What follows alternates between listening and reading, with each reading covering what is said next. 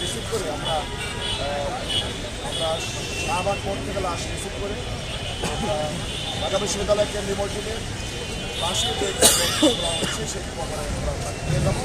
সেক্ষেত্রে সর্বস্তরে ঢাকা কোর্ট থেকে স্বেচ্ছাসেবক বাহিনীকে সুশৃঙ্খলভাবে আমাদের কার্যক্রম অংশগ্রহণ করার জন্য আমরা অনুরোধ করছি। ইতিমধ্যে আমাদের ভাইরা চলে এসেছেন, এখনও যারা ঘুরে আসেন সকলকে চলে আসার জন্য আমরা অনুরোধ করব। এবং আমাদের প্রিয় ভাই শহীদ ওসমান হাদিকে যারা গুলি করে হত্যা করেছে, আমরা পরিশেষে বলব ওসমান হাদিকে তারা আসলে গুলি করেনি, গুলি করেছে বাংলাদেশের উপর, গুলি করেছে আধিপত্যবাদ বিরোধী চেতনার উপর।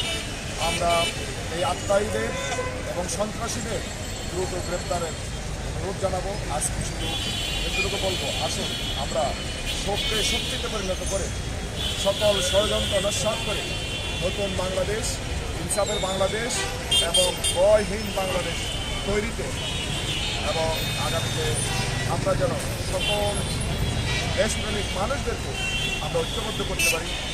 জুলাই চেতনার এবং আধিপত্যবাদ চেতনার লালনকারী শহীদ ওসমান হাদির চেতনাকে ধারণ করে আমরা সকলকে এগিয়ে যেতে পারি, সেই প্রত্যাশা রাখছি। আপনারা যেখানে আছেন আসুন আমরা সবাই দোয়ায় শরীক হই এবং ওসমান হাদির জন্য আমরা দোয়া করি।